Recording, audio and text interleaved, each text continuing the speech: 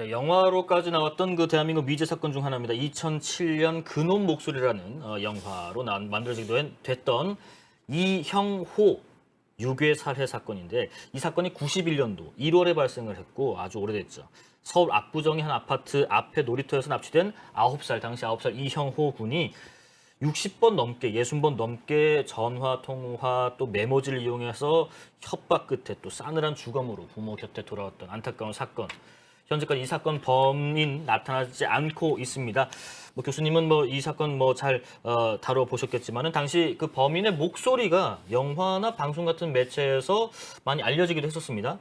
이 사건에 대해서 말씀을 교수님도 많이 하셨을 텐데 그 당시에 방송에서 이 목소리를 직접 들으셨을 때 어떤 생각이 드셨나요? 글쎄 이 목소리가 이게 이제 전화를 여러 차례 한 것이라 네. 지금 60여 차례 전화 통화가 존재하는 거고요. 네. 그래서 이제 그 내용들을 듣다 보면은 아까 잠깐 이제 영화에 나온 것처럼 네. 존댓말을 씁니다. 그리고는 이제 뭐 굉장히 예의 바르게 네. 이렇게 시종일관 이제 차분하게 이렇게 이제 전화를 하는 것이 기억이 나고요.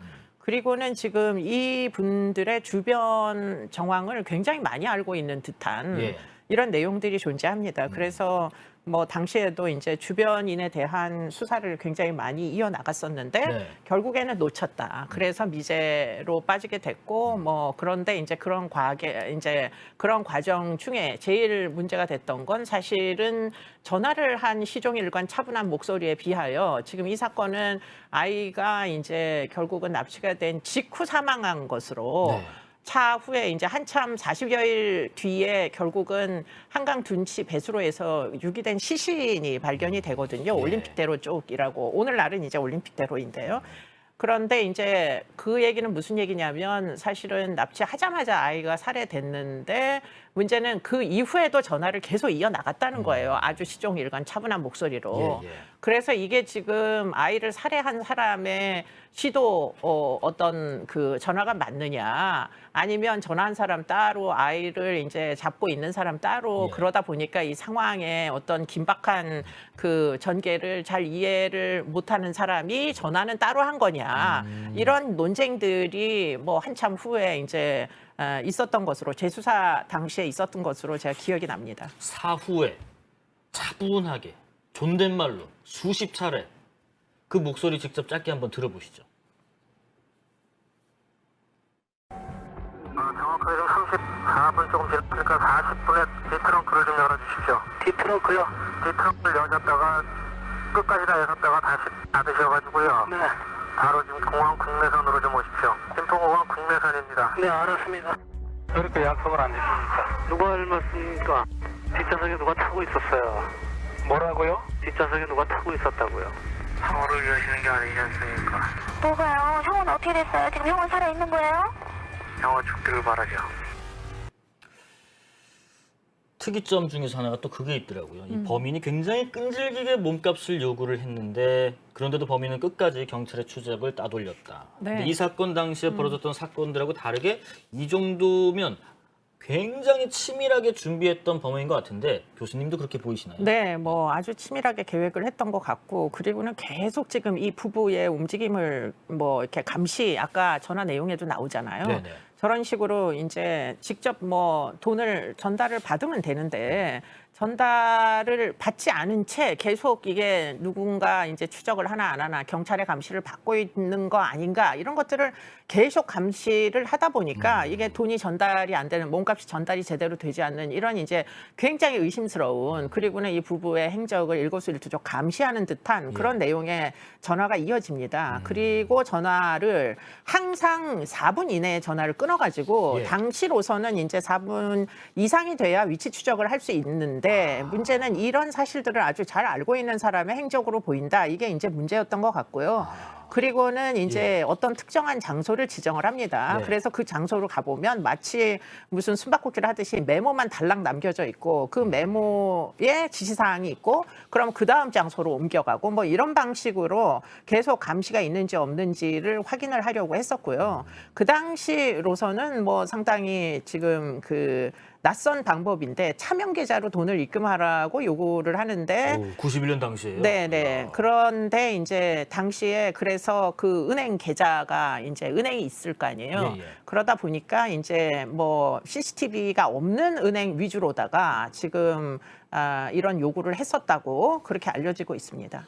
또 하나가 말씀하셨던 거 이렇게 좀 치밀한 것도 좀 들어보고 또 이제 살아있는 것처럼 형호군이 살아있는 것처럼 얘기했지만 실제로는 유괴 직후에 살해했고 몸값을 요구했다라는 거 있는데 이 정도면 그냥 제 개인적으로 의견은 이런 짓을 처음 해본 사람은 절대 아닐 것 같다는 생각이 들고 그리고 유괴 직후 살해하고 이렇게 끈질기고 아주 긴 시간 동안 딱 4분 안으로 끊어가면서 이렇게 돈을 요구하는 이 심리는 도대체 뭘까 궁금합니다. 글쎄 일단은 이게 어떤 분께서는 돈이 목적이 아니네 원한이다라고 이방원님께서는 얘기해 주시네요. 글쎄, 그러지 말라는 법이 없는 거 아닌가 이런 생각도 심지어 들 정도로 예. 이게 정말 이 범죄라는 게 사실 굉장히 합리적으로 구성이 되거든요. 예, 예. 그렇기 때문에 합리적인 목표는 몸값이에요.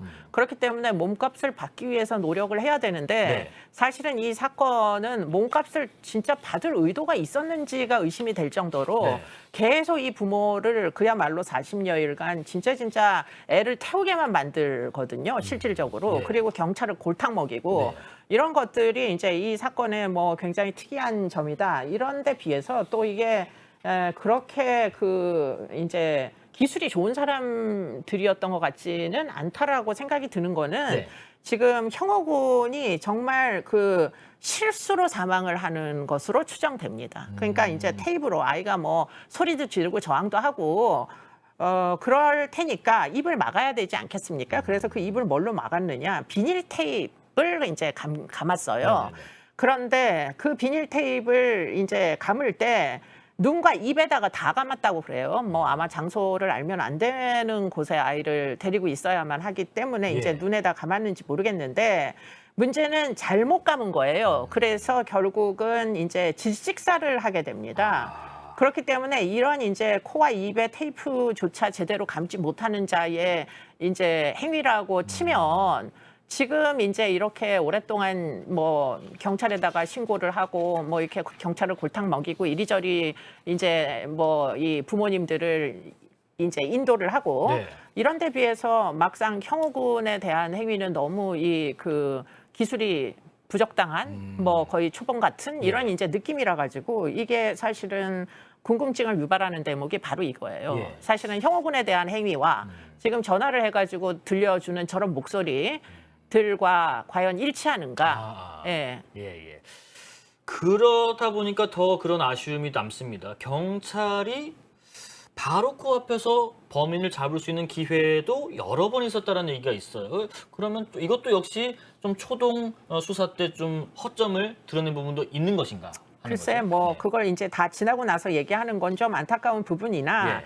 어쨌든 3번은 틀림없이 검거할 수 있는 결정적 계기가 있었다고 알려지고 있고요. 네네. 그게 사실은 지금 2월 1일 그리고는 13일 그리고는 19일 연이어서 이제 그런 뭐 기회가 있었다고 합니다. 네네. 29일 날 아이가 사라지고 난 다음에 그래서 첫 번째는 이제 계모가 사실은 뭐 지켜보고 있다가 결국에는 누군가가 이 계모에게 접근하는 것을 잠복 중인 형사에게 알렸음에도 불구하고 예. 놓칩니다. 그래서 용의자가 2월 1일 날 도주를 하고요. 네. 그리고 두 번째는 2월 13일인데 돈 뭉치를 어디다 갖다 놔라. 이렇게 아버지에게 요청을 해가지고 양화대교 남단에 무슨 뭐 첫 번째 교각 철제 뭐 배전판 위에 갖다 놔라. 뭐 이런 얘기였던 것 같아요. 네네.